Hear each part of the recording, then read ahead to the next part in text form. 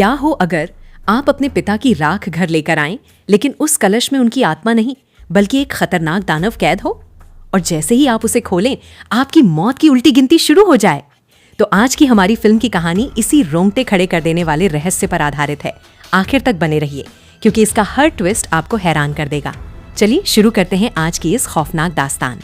Film की शुरुआत Italy के एक शमशान घर से होती है, जहां देर रात प्रिगो और पाउलो नाम के दो कर्मचारी काम कर रहे होते हैं। दोनों अगले दिन सौंपे जाने वाले अस्थि कलशों की बात कर रहे होते हैं। समय काफी हो चुका होता है, इसलिए प्रिगो पाउलो से जल्दी काम खत्म करने के लिए कहता है। पाउलो एक एक करके अस्थियों से भरे कलश रैक पर रख रहा होता है। तभी पास वाले कमरे में रखा एक ताबूत अचानक अपने आप खुलने लगता है और उसके अंदर पड़ी लाश बैठ जाती है। लेकिन पाउलो का ध्यान उस तरफ नहीं जाता। कुछ ही देर बाद उसे अपने पीछे किसी के दौड़ने जैसी आहट सुनाई देती है। वो घबराकर पीछे मुड़ता है, लेकिन वहां कोई नहीं होता। तभी उसके पीछे रखा पूरा रैक जोर जोर से हिलने लगता है। वो दोबारा पलट कर देखता है तो सब कुछ सामान्य दिखाई देता है। अचानक रैक के पीछे से दो रहस्यमयी हाथ निकलते हैं और एक कलश को खींचकर गायब हो जाते हैं। डर के मारे पाउलो तुरंत पीछे जाकर देखता है, लेकिन वहां कुछ भी नहीं मिलता। तभी अचानक प्रिगो उसके पीछे आ जाता है, जिससे वो बुरी तरह चौंक जाता है। इसके बाद कहानी 7 दिन पहले न्यूयॉर्क पहुंचती है, जहां हमारी मुलाकात मिया से होती है। वो अपनी आर्ट एग्जीबिशन के लिए देर कर रही होती है और अपने दोस्त माइकल से फोन पर तैयारियों के बारे में बात कर रही होती है। कॉल खत्म होते ही इटली से उसके पिता रेमंड का फोन आता है। वो एग्जीबिशन के बारे में पूछते हैं, लेकिन मिया जल्दबाजी में कहती है कि वो अभी बहुत लेट हो रही है और अगले दिन आराम से बात करेगी। फोन रखने से पहले रेमंड उसे शुभकामनाएं देते हैं और अपनी दिवंगत पत्नी की तरफ से भी प्यार भेजते हैं। मिया भी मुस्कुराते हुए अपने पिता से कहती है कि वो उनसे बहुत प्यार करती है। इसके बाद कहानी आर्ट एग्जीबिशन की तरफ बढ़ जाती है। एग्जीबिशन के दौरान मिया के फोन पर उसके पिता का मैसेज आता है, लेकिन व्यस्त होने की वजह से वो उसे नजरअंदाज कर देती है। तभी उसकी मुलाकात मशहूर आर्ट डीलर ग्रेटा से होती है, जिसे वे काफी समय से बुला रहे थे, लेकिन वो पहली बार वहां आई होती है। एग्जीबिशन के दौरान मिया और माइकल की मुलाकात मशहूर आर्ट डीलर ग्रेटा से होती है। वे उसे काफी समय से इस इवेंट में बुला रहे थे, लेकिन वो पहली बार वहां आती है। इसी बीच मिया के पिता का एक और मैसेज आता है, मगर व्यस्त होने की वजह से वो उसे फिर से नजरअंदाज कर देती है। ग्रेटा मिया से उसकी एक पेंटिंग का मतलब पूछती है। मिया बताती है कि इस तस्वीर में दिख रहा अंधेरा साया किसी ऐसे इंसान का प्रतीक है जिसने अपने सबसे प्रिय व्यक्ति को खो दिया है। उसके अंदर का दर्द और अधूरापन इतना गहरा है कि अगर कोई उसे अपने ऊपर हावी होने दे तो वो उसकी पूरी जिंदगी बर्बाद कर सकता है। मिया की ये सोच और उसकी कला को देखकर ग्रेटा बेहद प्रभावित होती है। वो मिया को एक बड़ा प्रोफेशनल मौका देने का फैसला करती है, जिससे मिया और माइकल दोनों बेहद खुश हो जाते हैं। इवेंट खत्म होने के बाद मिया घर लौटती है। तभी गलती से उसके हाथ से उसके और उसके पिता की फोटो वाला फ्रेम गिरकर टूट जाता है।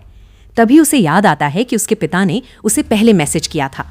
वो फोन निकालकर उन्हें एक वॉइस मैसेज भेजती है और कहती है कि शायद अब तक वे सो चुके होंगे, लेकिन वो उन्हें बताना चाहती है कि उसकी एग्जीबिशन बहुत सफल रही। एक मशहूर आर्ट डीलर को उसका काम इतना पसंद आया कि उसने उसे प्रमोट करने का ऑफर दिया है। मिया ये भी कहती है कि वो अगले दिन आराम से उनसे बात करेगी। उसी रात सोते समय अचानक कोई धीमी आवाज में मिया का नाम पुकारता है। उसकी आंख खुलती है तो सामने उसे अपने पिता जैसी एक परछाई दिखाई देती है। डर के मारे उसकी सांसें तेज हो जाती हैं। जैसे ही वो लाइट जलाती है, वो आकृति जोर से उसका नाम चिल्लाती है। मिया चीख पड़ती है, लेकिन अगले ही पल उसकी नींद खुल जाती है और उसे एहसास होता है कि ये सिर्फ एक डरावना सपना था। अगले दिन जब मिया काम पर होती है, तभी उसके पिता के दोस्त लियोनार्डो का फोन आता है। वो भारी मन से बताता है कि कुछ घंटे पहले ही रेमंड की मौत हो गई। डॉक्टरों के अनुसार उनकी मौत ब्रेन एन्यूरिज्म की वजह से हुई थी। ये खबर सुनते ही मिया पूरी तरह टूट जाती है और रोने लगती है। इसके बाद मिया इटली पहुंचती है, जहां वो अपने पिता की अस्थियां लेने आती है। वहां उसकी मुलाकात प्रिगो से होती है। वो मिया के प्रति संवेदना व्यक्त करता है और बताता है कि उसकी इच्छा के अनुसार रेमंड का अंतिम संस्कार कर दिया गया है। वो ये भी बताता है कि कानूनी प्रक्रिया पूरी करने के लिए ये बताना जरूरी होगा कि उनकी अस्थियों को आखिर कहाँ रखा जाएगा। मिया बताती है कि वो अपने पिता की अस्थियां इटली में मौजूद अपने पारिवारिक खेत में दफनाना चाहती है, जहां उसकी माँ की अस्थियां भी मौजूद हैं। प्रिगो समझाता है कि इसकी मंजूरी मिलने में कुछ दिन लगेंगे। साथ ही वो सख्त चेतावनी देता है कि सरकारी अनुमति मिलने से पहले कलश खोलना या अस्थियां बिखेरना कानून के खिलाफ है। इसके बाद मिया अपने पिता की अस्थियों वाला कलश लेकर उनके घर पहुंचती है। वो घर की लाइटें जलाती हैं, दरवाजे और खिड़कियां खोलती हैं और धीरे धीरे पूरे घर को देखना शुरू करती है। कुछ देर बाद वो अपने पिता के कमरे में जाती है। वहां बिस्तर पर रखा उनका गाउन देखकर वो भावुक हो जाती है। उसे अपने पास लाकर उसकी खुशबू महसूस करती है और फिर बड़े प्यार से उसे अलमारी में टांग देती है। इसके बाद उसकी नजर अपने माता पिता की एक पुरानी तस्वीर पर पड़ती है, जिसके पास उनकी शादी की अंगूठियां रखी होती हैं। मियाँ धीरे से अपने पिता का अस्थि कलश खोलती है। इसके बाद मियाँ अपने माता पिता की शादी की अंगूठियां उठाती है और उन्हें अपने पिता की अस्थियों वाले कलश में रखकर उसे फिर से बंद कर देती है। फिर वो अपने पिता की विस्की की बोतल और गिलास को उठाकर बार टेबल पर सजा देती है। कुछ देर बाद उसे अपने पिता का कंबल मिलता है, जिसे देखते ही वो उनकी याद में टूटकर रो पड़ती है। तभी अचानक बार टेबल पर रखा विस्की का गिलास अपने आप थोड़ा सा खिसक जाता है। उसी रात मियाँ वीडियो कॉल पर माइकल से बात करती है और अपना दुख साझा करती है। वो ग्रेटा वाले काम में मदद न कर पाने के लिए माफी मांगती है, लेकिन माइकल उसे भरोसा दिलाता है कि वो सब संभाल लेगा। तभी दोनों को एक तेज धमाके की आवाज सुनाई देती है। मियाँ आवाज का पीछा करते हुए बाहर जाती है और देखती है कि घर का मुख्य दरवाजा बिना किसी वजह के अपने आप खुल और बंद हो रहा है। धुंधले कांच के पीछे उसे किसी इंसान जैसी परछाई भी दिखाई देती है, लेकिन अगले ही पल दरवाजा जोर से बंद हो जाता है। घबराकर वो तुरंत बाहर निकलती है, मगर वहां कोई नहीं मिलता। वो दोबारा दरवाजा बंद करके अंदर आती है। माइकल पूछता है कि आखिर हुआ क्या था। मियाँ बताती है कि दरवाजा अपने आप खुल गया था और उसे लगा जैसे बाहर कोई खड़ा हो। माइकल पुलिस बुलाने की सलाह देता है, लेकिन मियाँ इसे अपनी थकान का असर मानकर बात टाल देती है। कुछ देर बाद मियाँ खुद के लिए विस्की डालती है, पीती है और गिलास वापस रख देती है। फिर वो अपने पिता के कपड़े डिब्बों में पैक करने लगती है। दराज में उसे पुरानी फैमिली तस्वीरें मिलती हैं, जिन्हें देखकर वो भावुक भी होती है और मुस्कुरा भी देती है। वो तस्वीरें अपने बैग में रख लेती है। इसके बाद वो अलमारी से अपने पिता का गाउन निकालकर एक डिब्बे में रख देती है।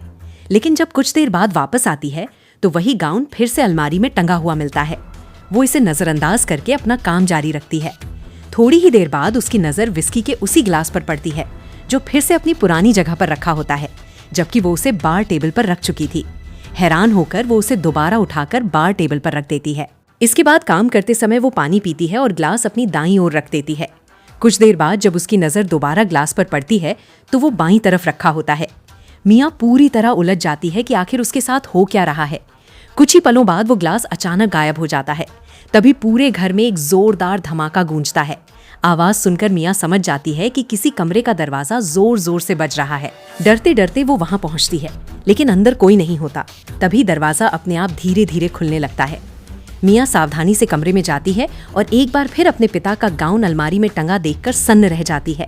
अचानक दरवाजा जोर से बंद होता है और फिर खुलते ही गाउन रहस्यमयी तरीके से गायब हो जाता है। घबराई हुई मियाँ दौड़कर डिब्बों के पास जाती है, कटर से बॉक्स खोलती है और देखकर दंग रह जाती है कि वही गाउन उसके अंदर रखा है। इतना ही नहीं, उसके पिता के साथ वाली तस्वीर भी, जिसे उसने अपने बैग में रखा था, किसी तरह उसी डिब्बे में पहुंच चुकी होती है। तभी अचानक मेज पर रखा एक गिलास नीचे गिरकर टूट जाता है, जिससे मियाँ बुरी तरह डर जाती है। इन अजीब घटनाओं के बाद मियाँ इंटरनेट पर ये खोजने लगती है कि क्या मर चुके लोग किसी तरह जीवित लोगों से संपर्क करने की कोशिश करते हैं। एक लेख में उसे पढ़ने को मिलता है कि अगर ऐसा हो तो उस व्यक्ति के आखिरी कदमों को दोबारा दोहराने की कोशिश करनी चाहिए। उसी रात उसे घर में कुछ पुरानी सीडी मिलती हैं। वो उनमें से एक चलाती है, जिसमें उसके ग्रेजुएशन का वीडियो रिकॉर्ड होता है। वीडियो में उसके पिता बेहद खुशी से उसकी रिकॉर्डिंग कर रहे होते हैं। ये यादें देखकर मियाँ भावुक हो जाती है और कुर्सी पर बैठे बैठे ही उसकी आंख लग जाती है। कुछ समय बाद उसे दरवाजा खुलने की आवाज सुनाई देती है। फिर धीरे धीरे किसी के कदम उसकी तरफ बढ़ने लगते हैं और आकर ठीक उसके पास रुक जाते हैं। तभी कोई बहुत धीमी आवाज में उसका नाम फुसफुसाता है। मियाँ घबराकर उठ बैठती है और देखकर दंग रह जाती है कि सोते समय किसी ने उसके ऊपर चुपचाप एक कंबल ओढ़ा दिया है। मियाँ घबराकर उठती है और पूरे कमरे में नजर दौड़ाती है। कुछ पल के लिए उसे ऐसा लगता है जैसे पास रखी कुर्सी पर कंबल ओढ़े कोई बैठा हुआ हो, लेकिन जब वो हिम्मत करके करीब जाकर देखती है तो वहाँ कोई नहीं होता।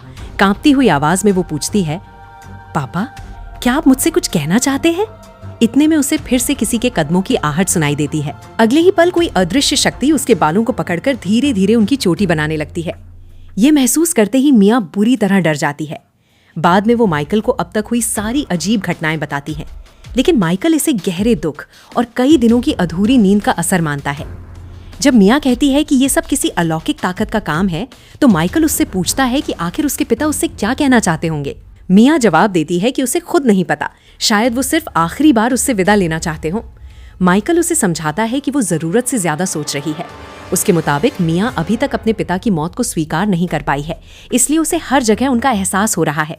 वो कहता है कि ये सब उसके दिमाग का भ्रम है और सलाह देता है कि वो जल्द से जल्द न्यूयॉर्क लौट आए। कॉल खत्म होने के बाद मियाँ अपने पिता को भेजा गया आखिरी मैसेज खोलती है और एक नया संदेश लिखती है, आई लव यू।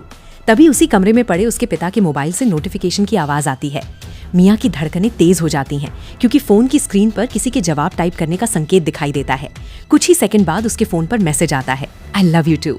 ये देखकर मिया के होश उड़ जाते हैं।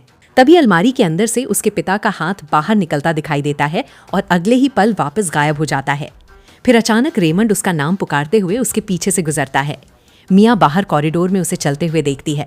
वो अचानक रुकता है, धीरे धीरे उसकी तरफ मुड़ता है और एक डरावनी मुस्कान देता है। इससे पहले कि मिया कुछ समझ पाती, वो उसके कान के बिल्कुल पास जोर से उसका नाम चिल्लाता है और फिर हवा में गायब हो जाता है।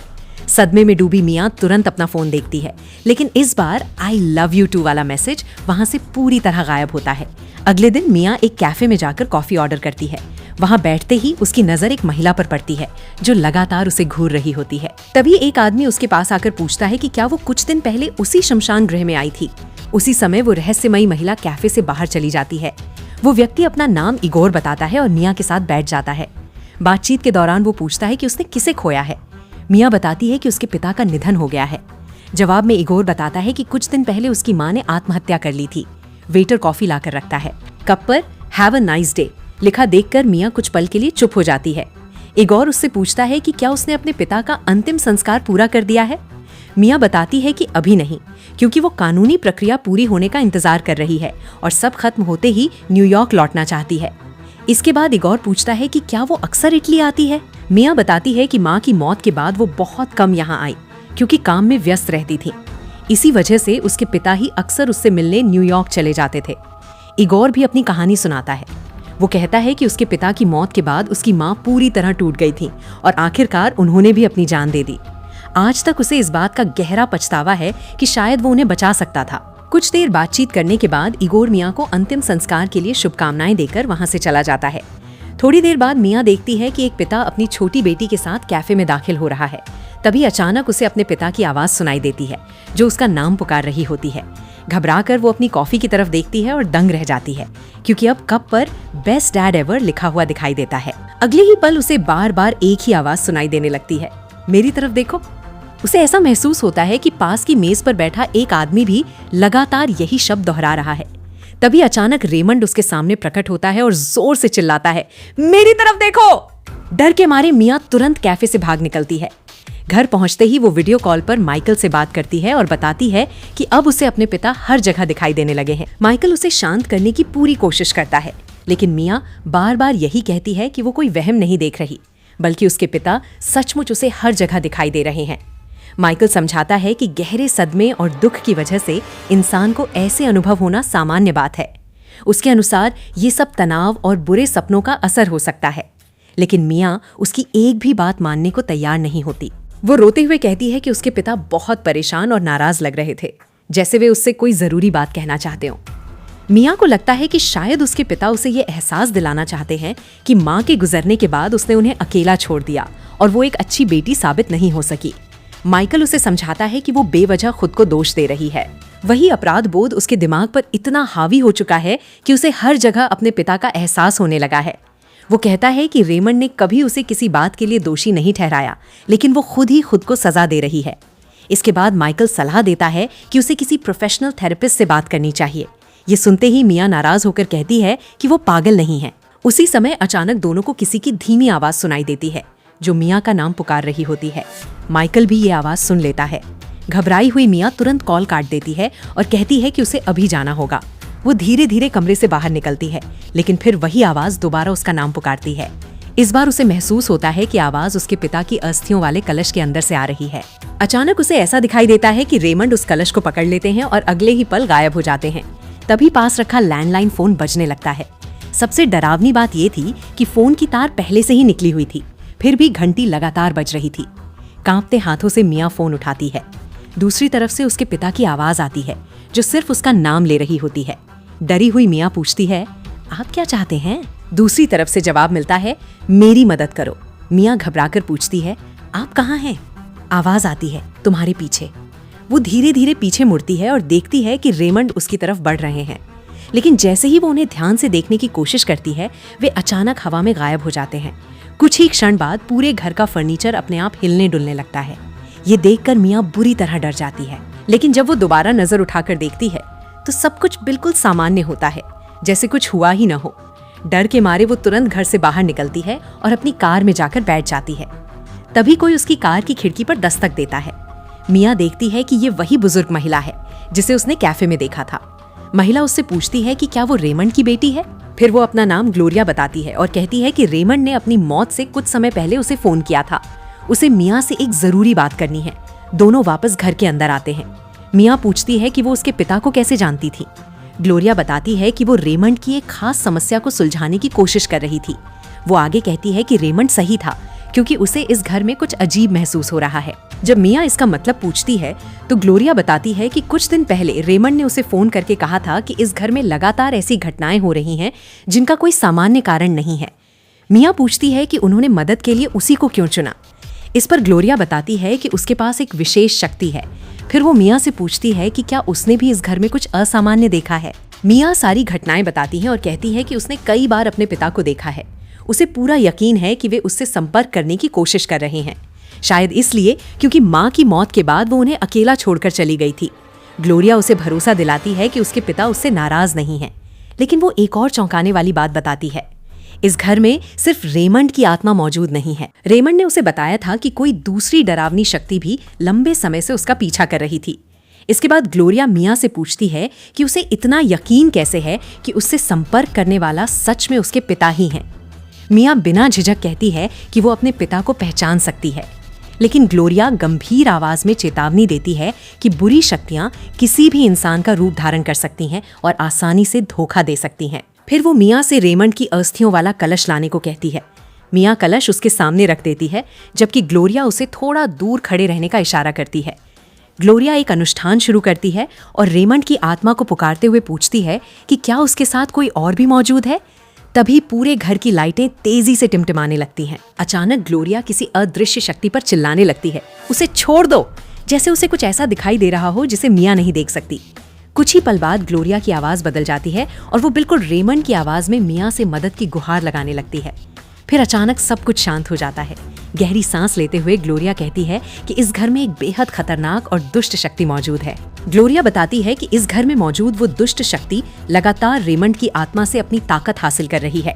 जिस तरह उसने उनकी जिंदगी में उन्हें परेशान किया था, उसी तरह अब मौत के बाद भी उनका पीछा नहीं छोड़ रही। ये सुनते ही मिया की चिंता और बढ़ जाती है। इसके बाद ग्लोरिया उससे पूछती है कि क्या उसने अस्थियों वाला कलश खोला था। मिया के हाँ कहते ही ग्लोरिया बताती है कि उसी पल रेमंड की आत्मा बाहर आ गई थी। मिया घबराकर पूछती है कि क्या अब भी उन्हें बचाने का कोई तरीका है। ग्लोरिया कहती है कि वो कोशिश जरूर कर सकती है। वो समझाती है कि जब रेमंड की मृत्यु हुई तब वो दुष्ट शक्ति भी उनके साथ दूसरी दुनिया में चली गई थी, लेकिन जैसे ही मिया ने कलश खोला, उसने अनजाने में रेमंड के साथ साथ उस भयावह शक्ति को भी आजाद कर दिया। इसके बाद मिया ग्लोरिया को अपने पिता का गाउन देती है, जिसे उसने अनुष्ठान के लिए मंगवाया था। ग्लोरिया मंत्र पढ़ना शुरू करती है और रेमंड की आत्मा को पुकारती है। कुछ ही सेकंड में पूरे घर की लाइटें फिर से टिमटिमाने लगती हैं। अंधेरे के बीच दो चमकती हुई आंखें दिखाई देती हैं और एक डरावनी गुर्राहट पूरे कमरे में गूंज उठती है। अचानक कोई अदृश्य ताकत ग्लोरिया पर हमला कर देती है और उसकी बाह पर गहरे नाखूनों जैसे निशान छोड़ देती है। ग्लोरिया दर्द से कराहते हुए कहती है कि मामला उसकी सोच से कहीं ज्यादा खतरनाक है। वो बताती है कि ये कोई साधारण आत्मा नहीं, बल्कि एक शक्तिशाली दानव है जिसका सामना वो पहले भी कर चुकी है। इसके बाद फिल्म फ्लैशबैक में चली जाती है। ग्लोरिया बताती है कि एक समय वो उसी दानव को खोजते हुए उसकी दुनिया तक पहुंच गई थी। वहां उसने उसे ललकारते हुए कहा था कि वो अपना असली चेहरा दिखाए, क्योंकि उसे किसी बात का डर नहीं है। जवाब में दानव की भयानक गुर्राहट पूरे माहौल में गूंज उठी। ग्लोरिया बताती है कि उस दानव ने उसे डराने के लिए हर संभव चाल चली, लेकिन उसने हार नहीं मानी। तभी उसके सामने हजारों बंद दरवाजे दिखाई दिए। हर दरवाजे के पीछे उसे उन लोगों की आत्माओं का एहसास हुआ जिन्हें वो दानव अपना शिकार बना चुका था। उन्हीं हजारों दरवाजों के बीच उसे अपना दरवाजा भी दिखाई दिया, जो अब तक खुला हुआ था। वो कहती है कि उसने समय रहते दानव का सामना किया, इससे पहले कि वो उसका दरवाजा बंद करके उसकी आत्मा को हमेशा के लिए कैद कर देता। उसने अपने अकेलेपन को खुद पर हावी नहीं होने दिया और दानव को जीतने का मौका भी नहीं दिया। वर्तमान में लौटकर ग्लोरिया बताती है कि उस घटना के बाद आज पहली बार वो दानव फिर से उसके सामने आया है। वो मिया को समझाती है कि ये दानव दरवाजों के जरिए लोगों की आत्माएं इकट्ठा करता है। जैसे ही किसी व्यक्ति का दरवाजा हमेशा के लिए बंद हो जाता है, उसकी आत्मा अनंत समय तक उसी दरवाजे के पीछे कैद हो जाती है। मिया पूछती है कि अगर उसके पिता मर चुके हैं तो फिर ये दानव अब भी उनका पीछा क्यों कर रहा है। ग्लोरिया बताती है कि रेमंड अपनी पत्नी की मौत के बाद बेहद अकेले और टूट चुके थे। उसी कमजोरी का फायदा उठाकर दानव उनसे जुड़ गया। लेकिन अच्छी बात यह है कि रेमंड की आत्मा अब भी पूरी ताकत से उसका मुकाबला कर रही है। जब मिया पूछती है कि वो अपने पिता की मदद कैसे कर सकती है तो ग्लोरिया बताती है कि उसे दानव की दुनिया में जाना होगा। वहाँ रेमंड की आत्मा एक बंद दरवाजे के पीछे कैद है। अगर मिया वो दरवाजा ढूंढकर खोल दे तो उसके पिता आजाद हो सकते हैं, लेकिन वापस लौटने के बाद उसे उनके अस्थि विसर्जन की रस्म भी पूरी करनी होगी। शुरुआत में मिया इस बात से साफ इनकार कर देती है। वो कहती है कि उसके पिता हमेशा अपनी पत्नी के पास दफन होना चाहते थे, इसलिए वो उनकी आखिरी इच्छा के खिलाफ नहीं जा सकती। लेकिन काफी समझाने के बाद ग्लोरिया उसे इस खतरनाक सफर के लिए तैयार कर लेती है। अब मिया पूछती है कि आखिर वो उस दूसरी दुनिया तक पहुंचेगी कैसे। इस पर ग्लोरिया उसे वहाँ के कुछ सख्त नियम बताती है। वो चेतावनी देती है कि उस दुनिया में किसी भी आत्मा से बात नहीं करनी है, क्योंकि वहाँ मिलने वाला हर चेहरा या तो दानव का जाल होगा या फिर किसी बुरी शक्ति का धोखा। मिया फिर पूछती है कि हजारों दरवाजों के बीच वो अपने पिता का दरवाजा कैसे पहचान पाएगी। ग्लोरिया सिर्फ इतना कहती है कि जब वो सही दरवाजे के सामने पहुंचेगी तो उसे खुद महसूस हो जाएगा। इसके बाद ग्लोरिया मिया से आंखें बंद करने को कहती है और एक रहस्यमयी मंत्र दोहराने का निर्देश देती है। मिया उसकी हर बात दोहराने लगती है। तभी पूरे घर की लाइटें तेजी से झिलमिलाने लगती हैं और चारों तरफ तेज हवा का भयंकर झोंका चल पड़ता है। कुछ ही पलों बाद मिया खुद को एक अजीब और डरावनी दुनिया में पाती है। आंखें खुलते ही उसके सामने उसकी ही तरह दिखने वाली एक लड़की खड़ी होती है, जिसने वही कपड़े पहन रखे होते हैं जो मिया ने अपनी आर्ट एग्जीबिशन में पहने थे। वो आकृति उसकी तरफ पीठ किए खड़ी रहती है और अचानक उसकी हड्डियां अस्वाभाविक तरीके से टूटने मुड़ने लगती हैं। उसी समय मिया को कहीं पास से अपने पिता रेमंड की आवाज सुनाई देती है, जो उसे पुकार रहे होते हैं। मिया को अचानक पास रखे एक ताबूत के अंदर से अपने पिता की आवाज सुनाई देती है। वो घबराते हुए उसके ऊपर पड़ा कपड़ा हटाती है और अंदर अपने पिता रेमंड को देखकर भावुक हो जाती है। लेकिन अगले ही पल रेमंड उसका हाथ पकड़ लेते हैं और देखते ही देखते मिया खुद उसी ताबूत के अंदर कैद हो जाती है। वो जोर जोर से चिल्लाते हुए बाहर निकलने की कोशिश करती है। तभी उसके पैरों के पास आग की लपटें उठने लगती हैं, जिससे उसकी घबराहट और बढ़ जाती है। कुछ ही क्षण बाद वो अचानक ताबूत के बाहर खड़ी होती है। उसके चारों ओर अनगिनत अस्थि कलश अर्न्स दिखाई देते हैं और उन्हीं के बीच से रेमंड की आवाज उसे पुकारती रहती है। तभी पास रखा एक टेलीफोन बजने लगता है। मिया कॉल उठाकर पूछती है, डैड आप कहाँ हैं? जवाब आता है, तुम्हारे पीछे। मिया पलटकर देखती है तो रेमंड उसके सामने खड़े मुस्कुरा रहे होते हैं। वो सामान्य तरीके से उससे बातें करते हैं और उसे एक ड्रिंक ऑफर करते हैं। लेकिन जैसे ही मिया देखती है कि ग्लास में वोडका है, उसे शक हो जाता है, क्योंकि उसके पिता कभी वोडका नहीं पीते थे।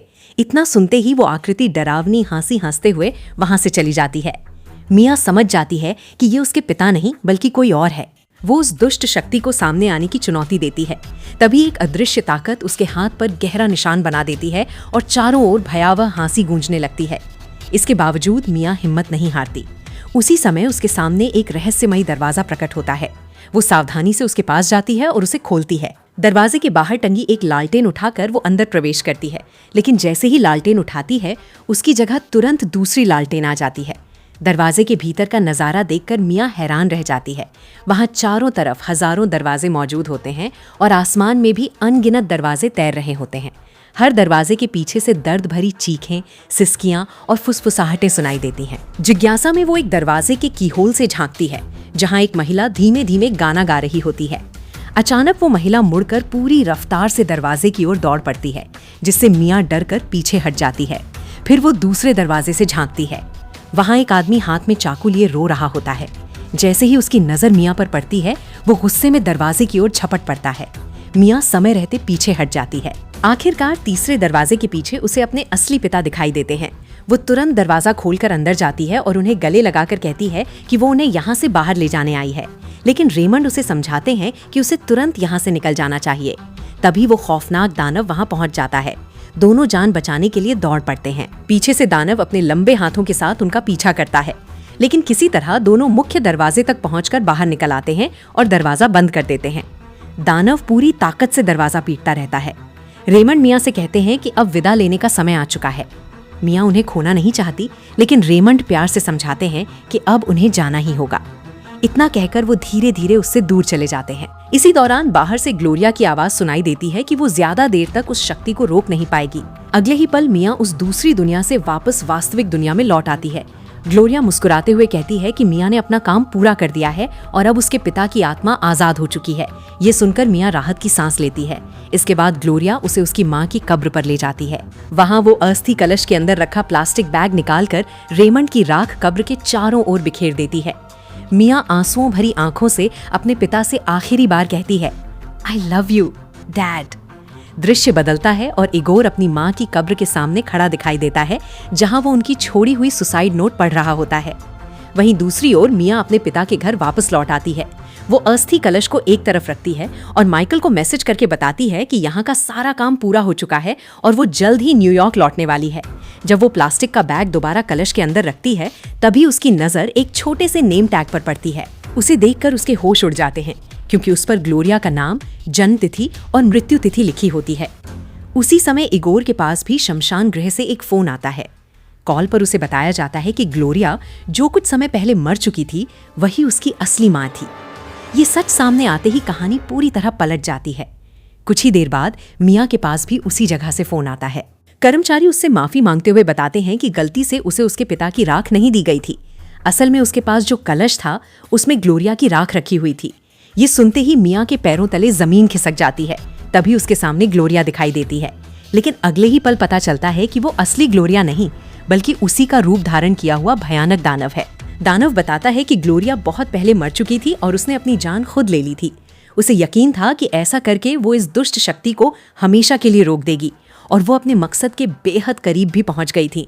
फिर एक फ्लैशबैक दिखाया जाता है, जहां ग्लोरिया दानव की दुनिया में अपने कमरे के अंदर बैठी होती है। जैसे ही दानव उसकी आत्मा पर कब्जा करने आता है, उससे पहले ही ग्लोरिया अपनी जान दे देती है।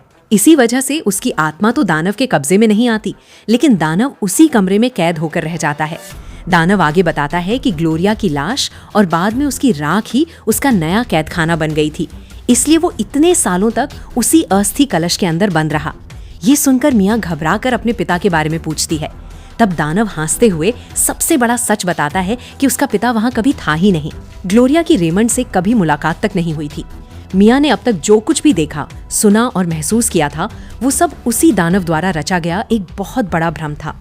इसके बाद दानव पीछे हटते हुए कहता है, फिर तुम आई और तुमने मुझे आजाद कर दिया। इतना कहते ही उसका असली डरावना रूप सामने आ जाता है। वो मिया की तरफ देखकर कहता है, पहला दरवाजा तुमने खोल दिया, अब अगला दरवाजा तुम्हारा है। ये सुनते ही मिया पूरी तरह टूट जाती है। वो घुटनों के बल गिरकर रोने लगती है और स्क्रीन धीरे धीरे काली हो जाती है। इसके बाद इगोर मिया के घर पहुंचता है। वो अंदर जाकर उसे ढूंढने लगता है। कुछ देर बाद उसे मिया एक कुर्सी पर बिल्कुल निश्चल बैठी दिखाई देती है। उसके हाथों पर दानव द्वारा बनाए गए गहरे खरोंच के निशान साफ दिखाई दे रहे होते हैं। इगोर उसे जगाने की पूरी कोशिश करता है, लेकिन उसी समय मिया खुद को फिर से उस डरावनी दुनिया में पाती है। वहां वो देखती है कि दानव उसके अपने दरवाजे के अंदर प्रवेश कर चुका है और अब उसकी आत्मा पर कब्जा करने के लिए उसकी ओर बढ़ रहा है। मिया डर से जोरदार चीख मारती है और इसी भयावह दृश्य के साथ फिल्म खत्म हो जाती है। अगर आपको इस फिल्म का खौफनाक ट्विस्ट पसंद आया हो तो वीडियो को लाइक करें और मेरे चैनल डेली मूवी हंटर को सब्सक्राइब करें और कमेंट में बताइए कि अगली कौन सी हॉरर मूवी की कहानी सुनना चाहेंगे। मिलते हैं अगली डरावनी कहानी के साथ।